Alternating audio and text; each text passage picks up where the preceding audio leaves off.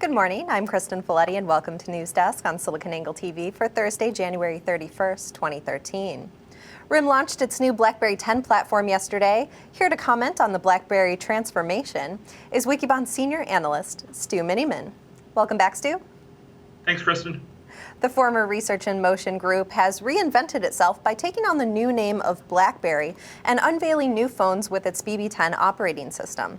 So, Stu, what's your take on this news? So you're right, Kristen. RIM is now BlackBerry. They've got a new ticker.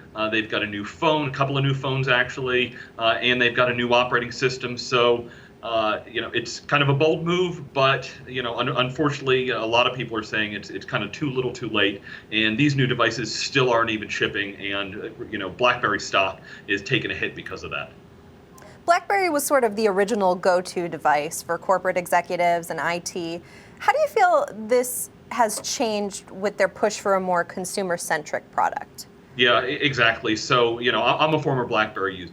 I had a BlackBerry Curve for about 3.5 years. It was a great device, but the reason I got it was because the big corporate, environment that I worked for really endorsed it. The IT organization loved it. It was really easy to set up, and it was fantastic for email. But, if you look from a consumer standpoint, email is not the killer app. Why do I have an iPhone and an iPad? It's because, started with it had great music, and then it's got tons of apps. It's got games that my kids can play. I've got a Kindle at home because, I've got 2 of them. My wife loves to read. Amazon has that ecosystem. So if you look at ecosystems and what they tie into, Apple's got iTunes, has some issues, but has tons of apps. The Android platform has so many different devices and so many form factors. The big screen's kind of blurring the line between the phone and the tablet, and once again, tons of apps. And I look at BlackBerry, and email's a killer app for them. That really doesn't hit where the average consumer wants to go. It's about social. It's about applications. The developer community.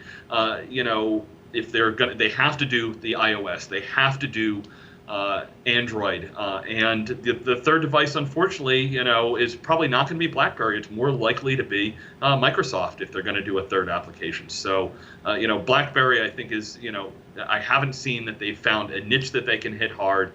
Is some interesting things on the new phone, some nice features, and there are still some fanatical BlackBerry users. But overall, I really feel they've missed the mark here. They've got a new name, new devices, new platform. It's sort of like we've seen an entirely different company emerge. Do you feel like that's a smart move for BlackBerry, though? I think they have to.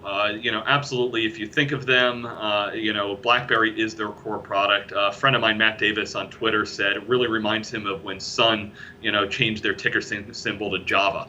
When people said, okay, that's the profitable and growing piece of the organization, but of course it was the sun had set on Sun for the most part, and they ended up getting acquired. I really look to see where BlackBerry can find some synergy with either through an acquisition or a strategic partnership.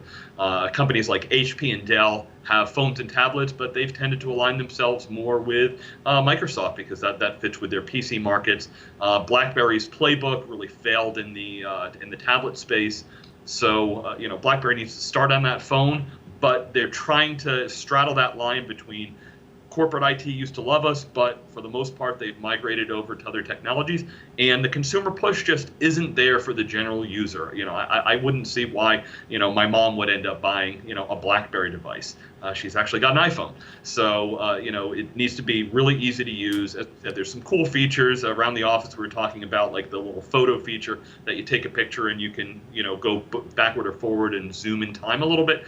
That's kind of neat, but that's really easy for somebody else to replicate. And we've seen, digital cameras that have that kind of functionality. So the phone itself, I think, is only a small piece of this. It's nice that they've got a new operating system, but even reading Mossberg's report in the New York Times this morning, he said it's really early. It's not fully baked. It's not yet shipping.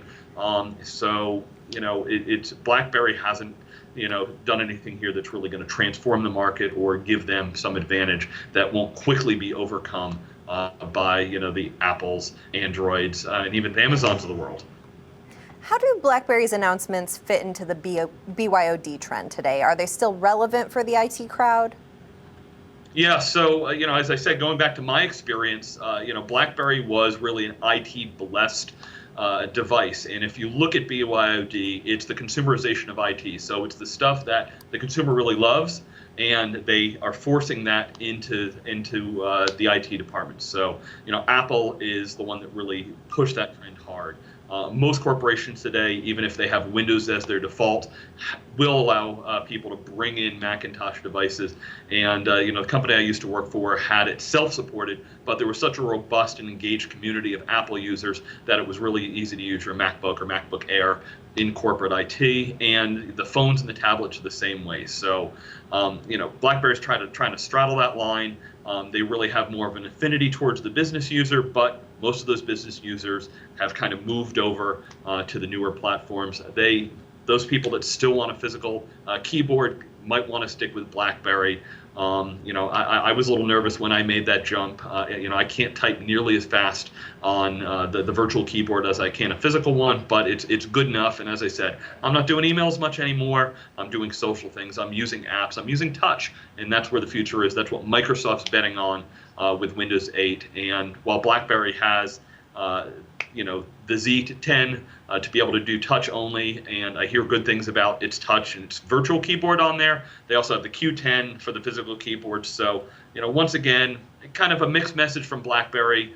So some good things to take away, but I don't see long term it really getting them back into being really relevant in that BYOD discussion.